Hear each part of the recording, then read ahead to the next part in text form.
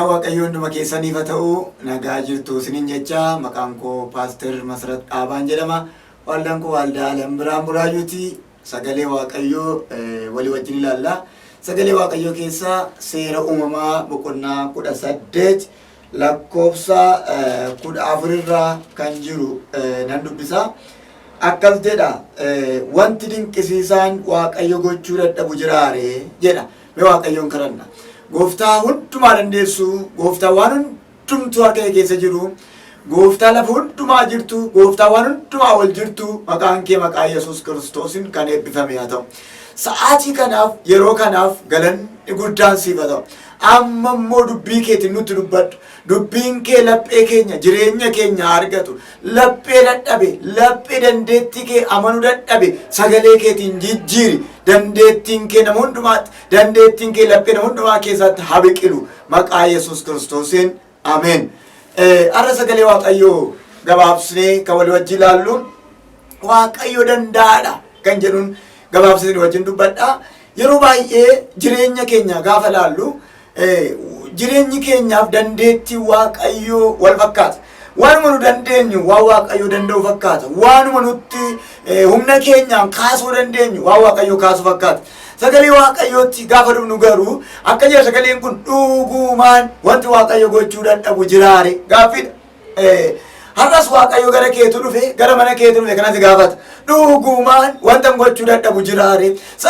Fakkeenyaaf mana kee keessatti waa ilaaltee jireenya keessatti waa ilaaltee kana Waaqayyo gochuu danda'u wanta jettee yoo jiraate Waaqayyo yoo mul'ate sarara kanatti gaafata. Wanta gochuu dadhabu jiraare kan namaaf dadhabame Waaqayyoof hin danda'amu akkuma jedhame sagaleen seera uumamaa boqonnaa 18 lakkoofsa 14 kuni yeroo itti Abrahaam waa'ee isaa dhiise yeroo itti Saaraan waa'ee isaa dhiiste waa'ee ofii ishee dhiiste sichin ta'u jedhan ergaan kun itti dhaqe sichin ta'u raawwateera sichin ta'u cufameera gaafa isaan jedhan sagaleen sammuu namaatii ol ta'e sagaleen jireenya namaatii ol ta'e kun gara ishee dhaqe dhugumaan wanti Waaqayyo gochuu dadhabu jiraare jechuudhaan dhaqe. Dandeettii Waaqayyoo gaafa amannu Waaqayyo danda'ummaan isaa jireenya keenya keessatti mul'ata. Kanaaf jarri kun fixaniiru. Dhiisaniiru. Abrahaam dhiiseera, Saaraan dhiifteetti. Waaqayyo garuu hin dhiifne. Akkas Waaqayyo danda'ummaa Waaqayyo gaafa amannu isatu dhimma keenya duukaa nuu bu'a. Kanaaf dhugumaan sagaleen kun kan nama dhibu waan dinqisiisaa Waaqayyo gochuu dadhabu jiraare. Wanta dinqisiisaa waan taraa tokko otoo hin ta'in waan dinqisiisaa Waaqayyo gochuu dadhabu jiraare. Akka jechuun amma Saaraan dhiifteetti Abrahaam dhiiseera. Waaqayyo garuu manuma dhiifame jireenyuma dhiifame keessatti gadameessuma dhiifame kana keessatti waan dinqisaa jechuu barbaada.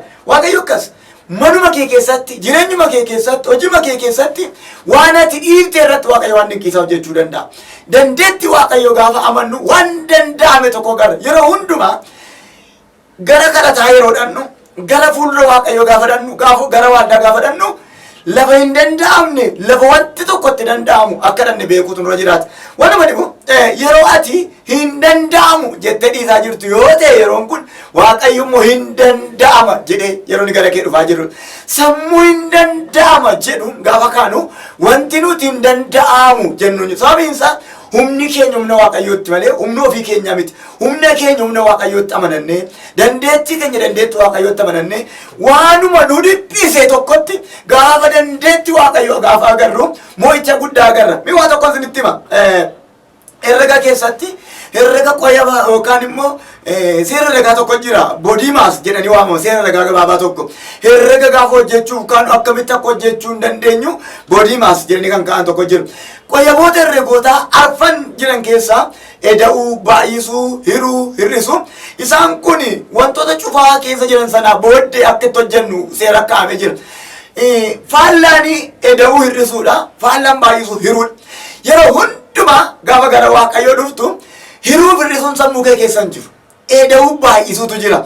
Qoyaboota hin ta'u jedhaman yookaan immoo hir'isu warra jedhan kana gaafa gattu Waaqayyo gara mana kee gaafa dhufu qoyaboota yookaan immoo herregoota kana qoyaba erga kan lamman gara kee dhufu eda'uudhaan baay'isuudhaan ati immoo yeroo hundumaa yeroo dhattu qoyaba isaa lamman qabattee dhattee waan hiruudhaan hir'isuudhaan sammuu hin danda'amu jedhamuun fuuldura Waaqayyo gaafa dhannu waanumti danda'amullee waan hin danda'amne nutti fakkaata. ergamoonni waaqayyo akka jedhan wanta dinqisiisaa waaqayyo gochuu dadhabe maaltu jira ree? Duwwaa haa ta'u, hirruu haa ta'u, waan hin taane fakkaatu, yeroon itti hasokku, sa'aatiin itti hasokku, garuu waaqayyo waan dinqisiisaa tokko mana kee irratti hojjetee, jireenya kee irratti hojjeteetu akkati kana himtu godha. Yoo yeroon kee sokkeeyyuu jedha sagaleen kun. Waan nama dhibu Abrahaam gaafa manaa bahe, Saaraanis Abrahaam dhugaa gaafa baate, waaqayyo takka jedhe awwaan hundumaan sinii ta'a jedhe. Kan sin salphisan nan salphisa, kan sin ulfeessan nan ulfeessa, hin sodaatina. Anatti amanadhaati manaa ba'aa jedhe. Dandeettii kootti amanadhaati, beekumsa kootti amanadhaati manaa ba'aa jedhe. Namni waaqayyo Abrahaamin itti amanee manaa baase tokkollee hin jiru. Atis akkasi. Waaqayyo nama tokkotti amanee manaas hin baafne. Ofii isaatti amanee, ofii isaatiin godhe, ofii dubbate, ofii gochuudhaaf si baate. Dhaamsa tokkoon sii dhaama. Waaqayyo danda'aadha. Hallelujah. Dandeettii waaqayyo amanii ta'e. Abrahaam boqonnaa 15 Rooma boqonnaa 15 lakkoofsa 2 irratti waaqayyo akka jedhe Abrahaam gatiin kenna fuulduratti guddaadha. Hin herreege waaqayyo gatii Abrahaamin. Dadhabbii Abrahaamin gaafa waaqayyo herregu Abrahaam akka jedhe maallaa goota jedhe. Tuma dadhabee jiru maallaa goota. Nama waaqayyo wandin isaan sii godhanitu amma sammuu dhiphinaa keessa gale namni dhiphate waan jedhu hin beeku. Waan dubbatus hin beeku, waan godhus hin beeku. Yeroo tokko namoonni tokko cal jedhanii boo'u. Maaliif boonsaa yoo jette deebiin qaban. Dhiphinni wanti nama godhu hin beekamu. Kanaaf sagalee waaqayyo akka jedha dhugaatiin ituu hin ta'in ati seen dhiphinaan machoofte na dhagaye. Dhiphinni nama macheessa, yaaddoon nama macheessa. Waaqayyo garuu gaafa dhufee dhaabate dandeettii isaa agarsiisu wantoota gurguddaa kana sadantu argama jireenya kee keessa. Tokko maaltu ta'a? Yeroo ati galaa jirtu dhufaati waaqayyoo ta'a. Ati bakka xumurteetta dhiisteetta galaa jirta. Wangeela Yohaannis boqonnaa 21 irratti Phexros darbatee dhabeetu galuudhaaf kiyyoo miice. Waaqayyo immoo dhufaatti jira. Mee ilaali. Ilaamma xumureera namichi kun kiyyoo darbatamaa ture sana miicee xaxeetu galuudhaaf gaafa waaqayyo immoo dhufee akka jedhe amma natu dhufee jedhe. Amma inni amma ammaatti kan keedha. Kana booddee garuu kan koo agartaa. Dandeetti waaqayyo arguudhaafi ati kan kee fiquu qabda. Fixii dhiisi. Waan waaqayyo kun immoo nagarta. Ammati gidduudhaa bahi. Dhimma keef wanta ta'uuf jedhu sana gidduudhaa fi ofii keetti keessaa bahi. Itti laatteetta taana waaqayyo harkatti calluma jedhiis. Wanta waaqayyo kun immoo hoduudhaan miti. Waaqayyo hoduudhaan nama mo'atu hojiidhaan si mo'atu wanta ta'eef. Fixeera hennaan hin dhufe waaqayyo akka jedhe Yesuus akka jedhe natu jedhe darbadhu. Phexros akka jedhe jetteere jennaan eeyyee kiyyoo duwwaa. Kiyyoo dhume abdii dhume kanatti maqaa ulfinaa kana dabalee gaafa darbatu qurxummii qulqulluu duwwaa 153 qabateera. Maaliif 153 taate? 50 hin qabatu, 10 hin qabatu, 100 hin qabatu, 18 hin qabatu sammuu keetti gaaffidha. Waaqayyo lakkoofsa jettee yaadne yookaan immoo barri kun bara hojiiti jettee yaadne bara hojiitii gochuu danda'a. Waan nama dhibu saayinsii gaafa qorattan, baayoloojii adda addaa gaafa qorattan gosoonni qurxummii addunyaa kanarra jiranii 153 dha. Phexros garuu darbannaa si'a tokkootiin 153 qaban. Akka jechuun jechi waaqayyoo isheen tokko ulaagaalee hundumaa si guuchifte jechuudha. Ulaagaalee lafati barumsaanis dandeettiidhaanis qabeenyaan hin geenye. Lafi hir'atii hafu yookaan immoo hanqatii hafu tokkollee hin jiru jechuudha. Waaqayyo jennaan jechuudha. Egaa fixxu gaafa fixxee jirtu amma kana booddee kan waaqayyooti. Yeroo kana booddee yeroon jiru kan waaqayyooti. Haalli jiru kan waaqayyooti qabeetu waaqayyo akka jedha ati dhiiftee anatti si darba. Wanta tokko dubbaa Abrahaam hangafa haadha manaasaa kanaaf Saaraaf hangafa. Garaagarummaa waggaa 10 qabu umuriidhaan. Wanta nama dhibu garuu gaafa waaqayyo dubbatu Saaraan hin kofalte. Abrahaam immoo hin amane. Abrahaam qajeelummaa amantiitti lakkaa'ameefis qaba. Asittis dhufee hin amane. Saaraan tokkitti kana deessee duute. Abrahaam garuu ergasii dabalee fuudhee jaarsi dullooman umuriin sokkellee haara'ee ilmaan dabalataa horachuu jalqabe. Waan tokko sitti mane haala laaltee gaafa amanuu dadhabdu ishee millanaa kana toluu maqaa waaqayyoo yoo sii taatellee inni taanu eebbi taanu sii jiraachuu dhiisuu danda'a. Al tokko dandeetti waaqayyoo amani cal jedhi ofirraa bu'i boqodhuuti ta'e. Nagaa argaa sagalee waaqayyoo akka jedhamti waaqayyoo sinii lola amma sin nagaa argattu. Manni kee irraa kaasee nagaa argatu maqaa Yesuus Kiristoosiin. Kanaaf dandeetti waaqayyo gaafa amantu fixeera jettee teessa malee hin xumurame jettee teessu. Sababiin isaa situ fixee waaqayyootu dhufa. Ilaame kan namaaf dadhabe waaqayyoof hin danda'amaanii wangeela Maatiyos boqonnaa 11 lakkoofsa 28 irratti jecha lamatu jira. Maal innis itti dhamaatanii kan dadhabdan kottaa'edha. callumattee itti dhamaa'uu dandeetanitti fufiidha. Yoo dadhabde garuu yoo dadhabde taate kottuudha. Ba'aan kan isinitti ulfaate kottaa jedha. Dandeessa taanaan baadhuudha. Ba'aa kee rakkina isaan qabu. Hin dandeessa taanaan baadhu. Yoo dadhabde garuu kottu. Ammati wanta dadhabde qabda. Yoo wanta dadhabde qabaatte wanta sitti ulfaate yoo qabaate waan tokkoon sirratti raaja sa'aatii kan Waaqayyo gooftaan Israa'el mana kee keessatti dandeettii isaan agarsiisa. Calluma jettee gocha harka Waaqayyo agarta. Dubartittiin sun akka jette namichi sooressi sun inni abbaa manaa kooti birrii liqeesse abbaa manaa koo utuu liqiin baasin du'e ijoollee koo na jalaa fudhachuufi qabateen jette Elsaan waa tokko jedhe mana kee keessa waan jiru dhoomtuu hin jiru ammati mana kee keessa waan jiru gab fuudhidha Waaqayyo nu gargaara. Gaafas mana manooriyaa yookaan isa keessa jiraannu kana ta'u malee laphee keessa waan jiru meesa gab fuudhi.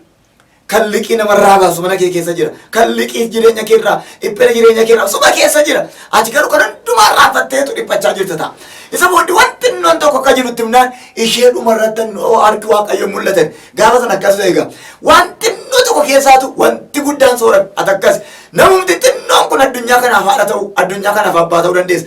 Namumti amma kunnaan ta'u jettu sun barri kee jireenyi kee guutuun eebbammachuu danda'a. Kanaaf jireenyi kee hafuurri kee hiika waan qabuuf abdii Waaqayyo irratti of dandeetti waan danda'a jedhi ta'a.